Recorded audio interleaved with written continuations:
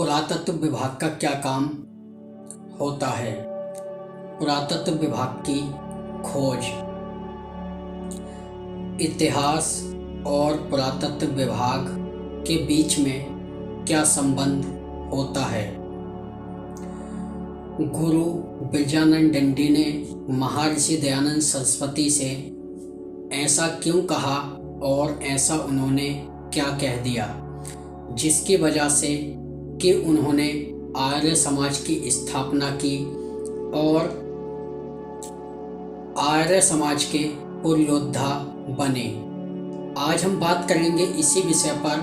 मैं हूँ राकेश कुमार चंद्रवंशी, वैश्य वर्ण भुर्जी समाज से आपका अपने चंद्राजी यूट्यूब चैनल पर आप सभी का स्वागत करता हूँ। अगर अभी तक आपने हमारे चैनल को अगर सब्सक्राइब नहीं किया है तो चैनल को सब्सक्राइब करें, वीडियो को लाइक करें और बगल में बने हुए बेल आइकन को दबाएं, ऑल वीडियोज पर सेट करें, जिससे कि मैं अगला वीडियो जब भी डालूंगा तो उसका नोटिफिकेशन आप तक पहुंचेगा सबसे पहले और आप हमारा वीडियो देख पाएंगे सबसे पहले।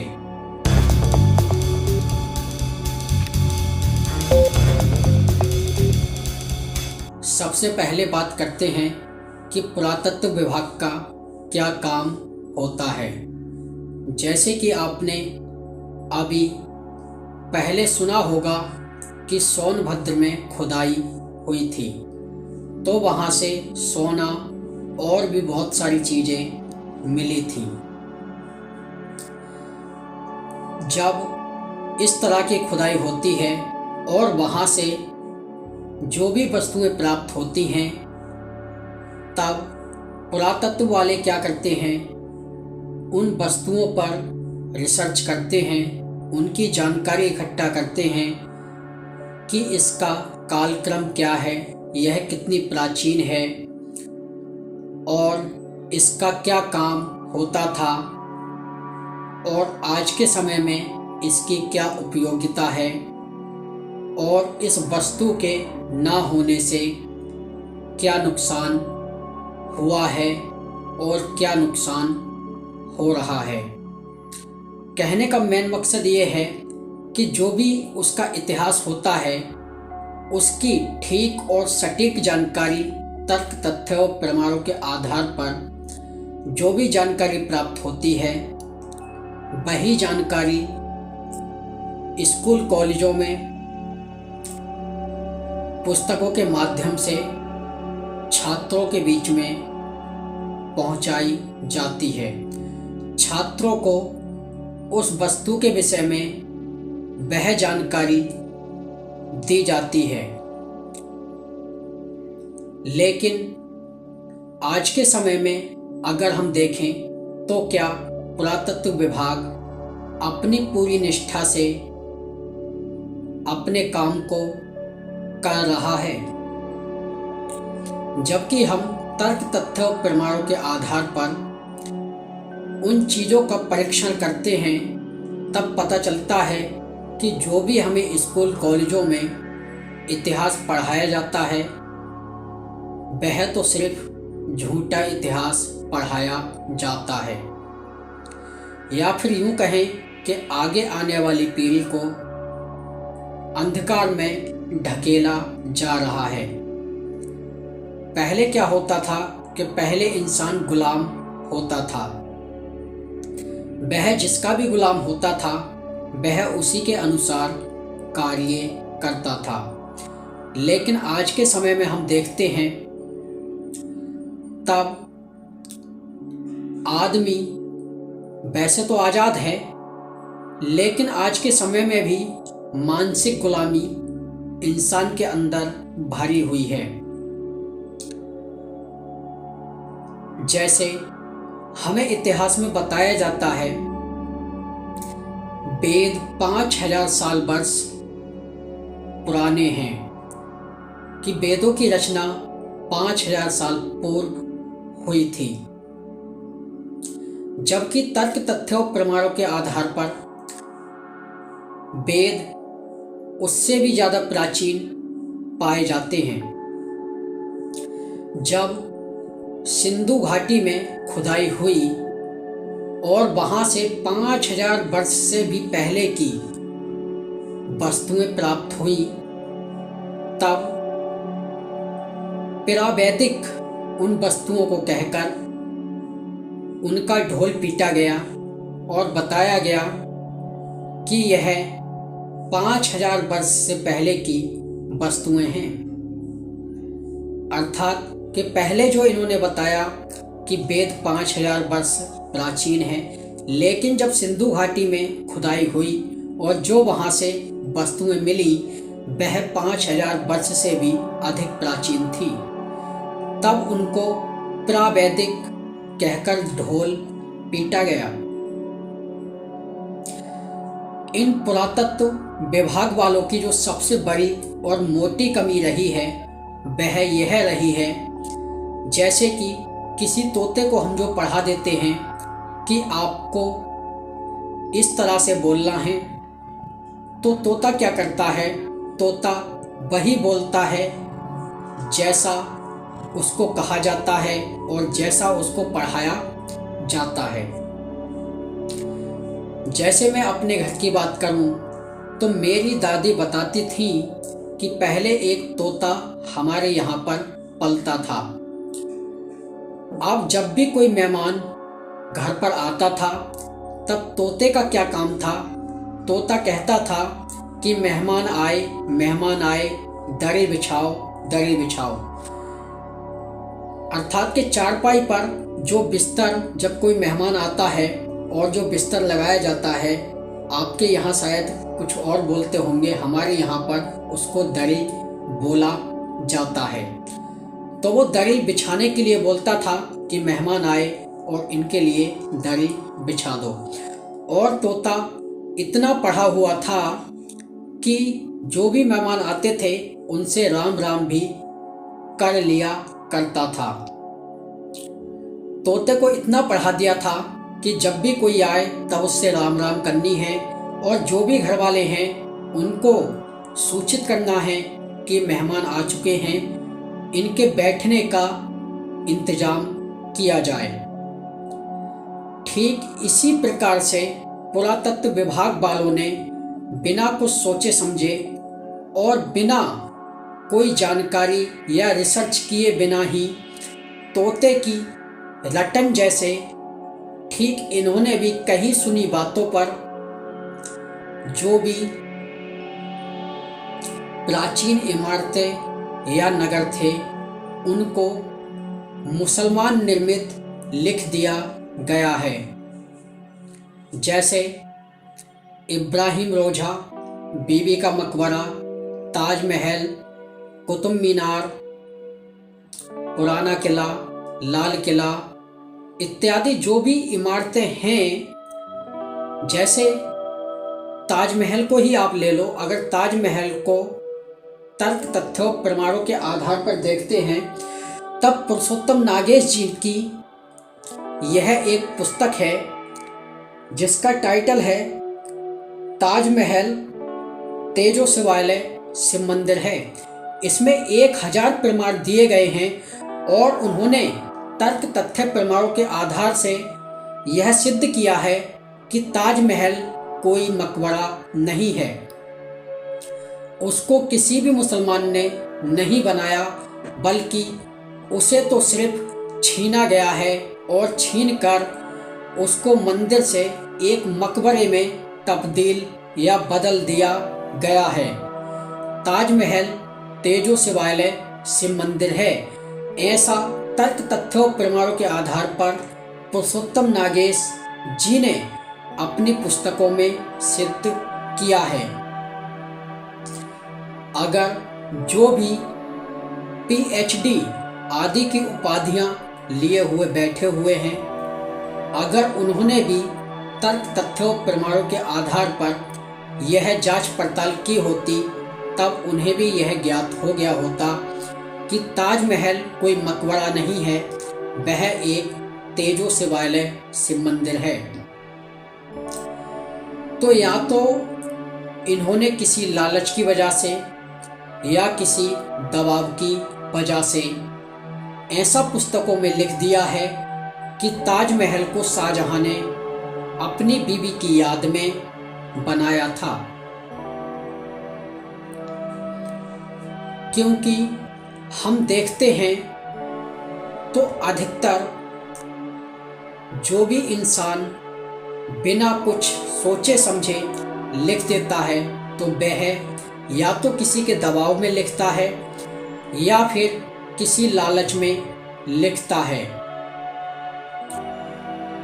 तब ऐसे लालची लोगों को, जैसा कि आपने देखा कि पहले जो इंसान हुआ करता था, पहले गुलाम हुआ करता था, अब से लगभग 700-800 वर्ष पूर्व, ज़्यादा नहीं, अब से अगर हम 70 या 75 वर्ष पूर्व की बात करें, तब देश पर ब्रिटिश का शासन लागू था और जो अंग्रेज थे उन्होंने भारत को गुलाम बना लिया था।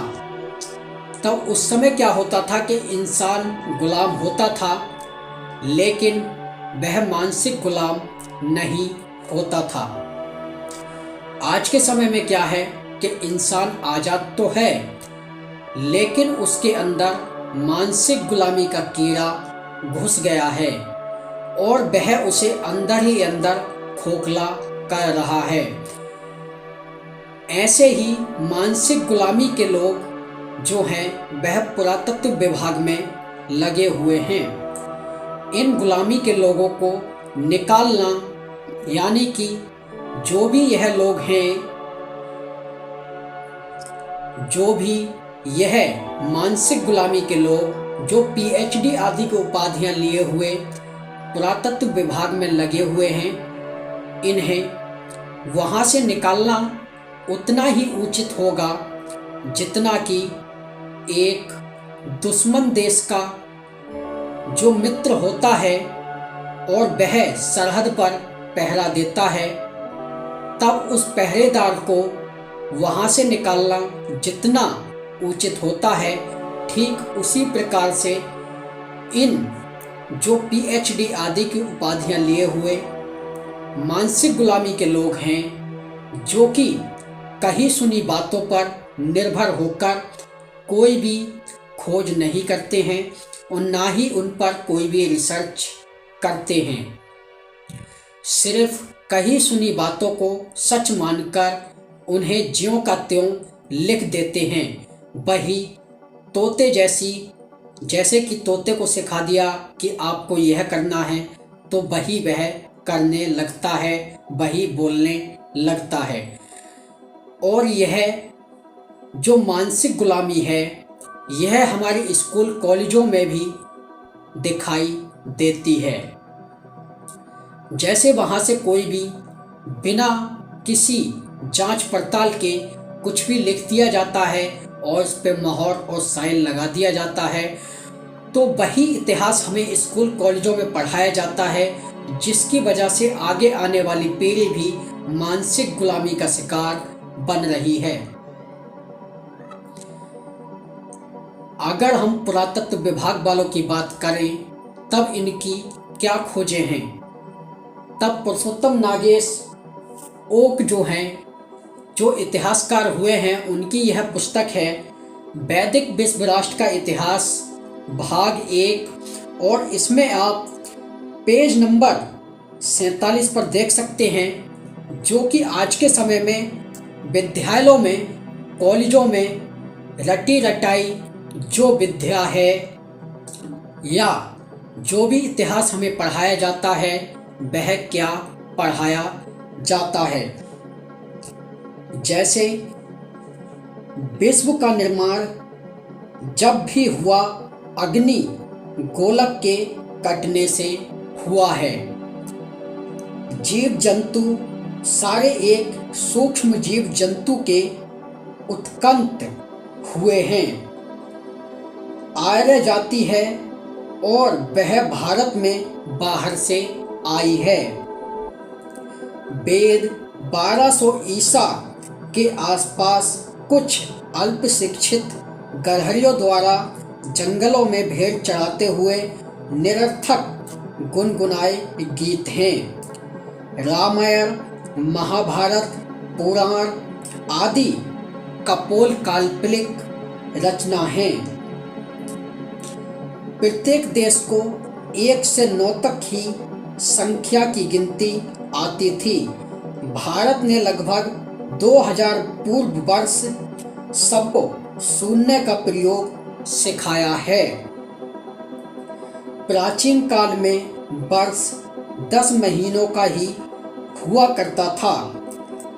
मुसलमानों से विशाल मस्जिद और मकबरे ही बनाने की प्रथा थी, किंतु महल नहीं बनाए जाते थे, इसीलिए उन्होंने सिर्फ मस्जिदें और मकबरे ही बनाए हैं, महल नहीं बनाए हैं। मुसलमानों का उनका अपना एक विशिष्ट स्थापत्य है। यद्यपि उन्होंने स्थापत्य के न कोई ग्रंथ लिखे हैं और न उनके कोई अपने नाप हैं। पश्चिमी एशिया में मोहम्मद पैगंबर के पूर्व कोई विशेष सभ्यता थी ही नहीं। उसी प्रकार यूरोप में भी ईसा पूर्व समय में प्रगति इतिहास काल ही समझकर उसका पूरा इतिहास मिटा दिया गया है। संस्कृत, लैटिन, हिब्रू, ग्रीक, अरबी आदि भाषाएं अपने आप जैसी तैसी जहाँ तहाँ से किसी प्रकार बनती ही चली गई। वानरों से वनमानव बनने के पश्चात किसी प्रकार Syria, Assyria, Scythia, Babylonia, Egypt, चीन आदि देश ही बन गए। यह सब हमें स्कूल कॉलेजों में पढ़ाया जाता है। वेद को 5000 वर्ष पूर्व प्राचीन बताया जाता है। जो रामायण है उसको महाभारत के बाद की रचना बताई जाती है। यह सब हमें कहाँ पढ़ाया जाता है? हमें इतिहासों में पढ़ाया जाता है, वो भी स्कूल कॉलेज के माध्यम से। कोई भी तर्क, तथ्य और प्रमाणों के बिना ही यह सारी रटी रटाई चीज़ें हमें स्कूल कॉलेजों में रटाई जाती हैं और हमारा ब्रेन वॉश किया जाता है। अगर हम महाभारत में देखते हैं तो महाभारत में रामायण की चर्चा की गई है, जबकि रामायण में महाभारत की चर्चा है ही नहीं। ऐसे अनेक प्रमाणों से यह सिद्ध होता है कि यह सिर्फ अंधविश्वास, पाखंड के अलावा कुछ भी नहीं है। यह सब मानसिक गुलामी का प्रतीक है। अगर इन्होंने तर्क, तथ्यों, प्रमाणों के आधार पर यह देखा होता और जांच की होती तो इन्हें यह पता चल गया होता कि शून्य की गिनती अर्थात कि जो देशों में 1 से लेकर 9 तक का जो इन्होंने उदाहरण दिया है कि सभी देशों को 1 से लेकर 9 तक ही गिनती आती थी, उससे आगे गिनती थी ही नहीं। तो जो शून्य की जो जानकारी दी है वह भारत ने आज से 2000 साल पूर्व सभी देशों को शून्य के बारे में जानकारी दी थी और शून्य का प्रयोग करना सिखाया था। मुझे यह ताज्जुब होता है कि ऐसे ऐसे ऊट पटांग प्रमाण बिना कोई तर्क तथ्य के प्रस्तुत किए जाते हैं और स्कूल कॉलेजों में पढ़ाया जाता है और ऐसे ऐसे शोधकर्ताओं को PhD आदि की उपाधियां दी जाती हैं। अगर हम रामायण में देखते हैं तो रामायण कब हुई थी यह आपको भी पता है। रामायण लगभग आज से, कब से, आज से 4-5 लाख साल पूर्व हुई थी रामायण।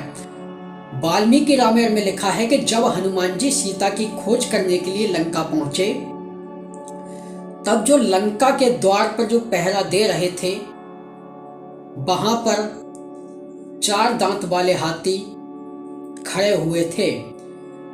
अब जो भी इतिहासकार हैं और जो भी स्टूडेंट, छात्र इस वीडियो को देख रहे हैं, उन्हें यह पता होगा कि 4 दांत वाले हाथी कब हुए थे।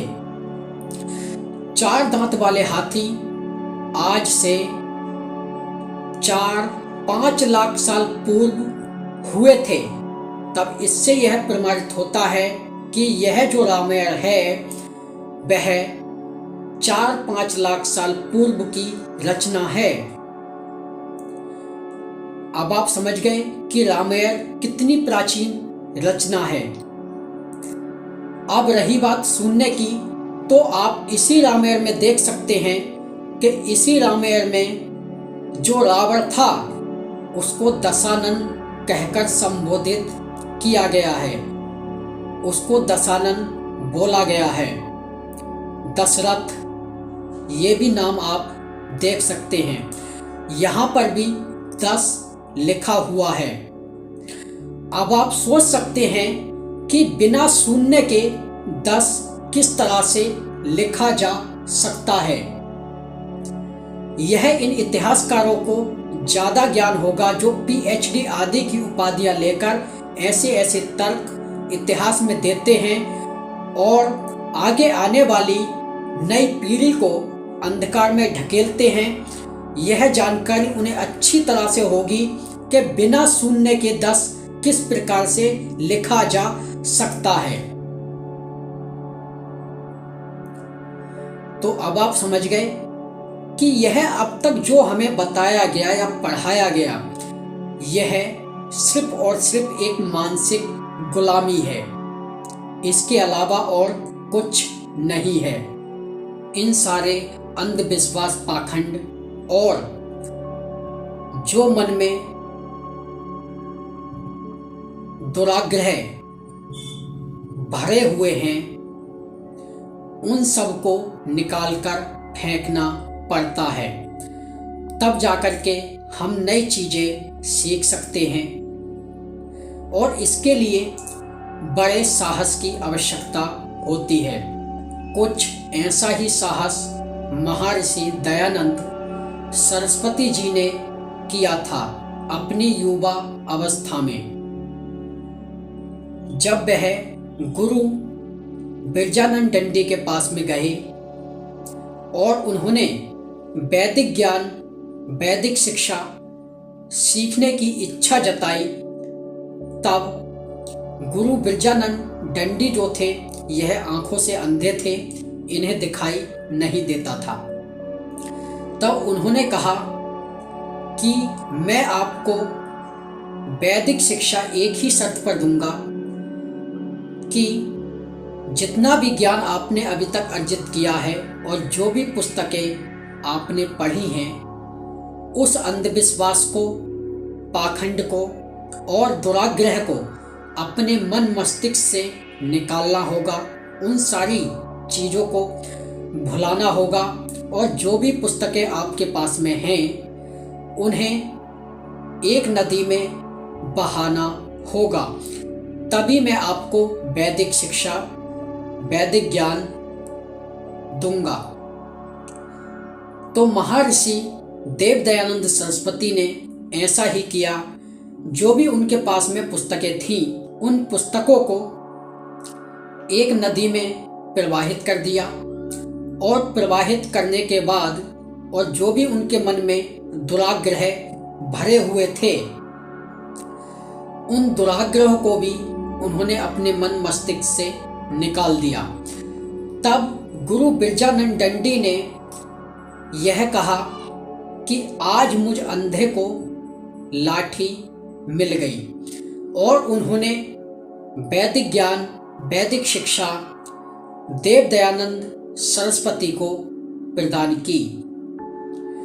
जब दयानंद सरस्वती जी की विद्या पूर्ण हुई, फिर उन्होंने गुरु दक्षिणा के लिए कहा। तब गुरु बिरजानंद दंडी ने गुरु दक्षिणा में सिर्फ इतना ही मांगा कि जो भी अंधविश्वास पाखंड संसार में भरा हुआ है, इसको दूर करो, यही मेरी गुरु दक्षिणा होगी। तब महर्षि देव दयानंद सरस्वती ने ऐसा ही किया। तब उन्होंने अंधविश्वास पाखंड के खिलाफ एक आंदोलन छेड़ दिया था और इन्होंने ही आर्य समाज की स्थापना की थी और यही थे महर्षि देव दयानंद सरस्वती जी, जो आर्य समाज के पुरोधा बने। अब कोई ये मत कह देना कि महर्षि दयानंद सरस्वती जी ने आर्य समाज की स्थापना की तभी से आर्य कहा जाता है, या फिर तभी से आर्य आर्य बोला जाता है। अगर हम भागवत गीता में देखते हैं तो भागवत गीता में आर्य शब्द आया है। अब भागवत गीता कब की है? भागवत गीता आज से लगभग 5000 साल पहले योगीराज श्री कृष्ण ने अर्जुन को सुनाई थी। तो भागवत गीता अध्याय 2 और श्लोक संख्या 2 में आर्य शब्द आया है। पुराणों में आर्य शब्द आया है, महाभारत में आर्य शब्द आया है, रामायण में आर्य शब्द आया है और वेदों में भी देखा जाए तो आर्य शब्द ही आया है। तो आर्य जो शब्द है यह अब से नहीं, यह प्राचीन समय से ही है। बहुत से लोग यह कहते हैं कि महर्षि दयानंद सरस्वती से पहले कोई भी आर्य नहीं था। यह गलत बात है। महर्षि दयानंद सरस्वती से पहले नहीं, अगर उससे भी पहले अगर हम बात करें, जिस समय कि भारत पर विदेशी आक्रांताओं का हमला नहीं हुआ था, इन्होंने यहाँ पर लूटपाट नहीं की थी, तब उस समय भी जो नाम लिया जाता था वह आर्य नाम लिया जाता था। माता सीता ने राम को आर्य पुत्र कहा है और महाभारत में देखते हैं तो महाभारत में एक बार नहीं कई जगह पर आर्य शब्द आया है। तो अब आप समझ गए होंगे कि पुरातत्व विभाग का क्या काम होता है, पुरातत्व विभाग की खोज। और बिरजानंद दंडी ने महर्षि दयानंद सरस्वती से ऐसा क्या कहा जिसकी वजह से कि उन्होंने आर्य समाज की स्थापना की और वह आर्य समाज के पुरोधा बने। आप इस वीडियो को जिस प्लेटफॉर्म से देख रहे हैं उस प्लेटफॉर्म से ही शेयर करें। अगर आपको यह जानकारी अच्छी लगी हो तब भी शेयर करें और अगर अच्छी ना भी लगी हो तब भी शेयर करें। हो सकता है कि यह जानकारी आपको पसंद ना आए और किसी दूसरे को पसंद आए, तो शेयर करना ना भूलें। अगर अभी तक आपने हमारे चैनल को सब्सक्राइब नहीं किया है तो चैनल को सब्सक्राइब करें, वीडियो को लाइक करें और बगल में बने हुए बेल आइकन को दबाएं, ऑल वीडियोज पर सेट करें, जिससे कि मैं अगला वीडियो जब भी डालूंगा तो उसका नोटिफिकेशन आप तक पहुंचेगा सबसे पहले और आप हमारा वीडियो देख पाएंगे सबसे पहले। तो आज और अभी के लिए इतना ही, जल्द मिलेंगे आपसे अगली वीडियो में। तब तक के लिए आप सभी को जय श्री राम, जय श्री कृष्ण और मेरे संग मिलकर बोले सत्य सनातन वैदिक धर्म की जय।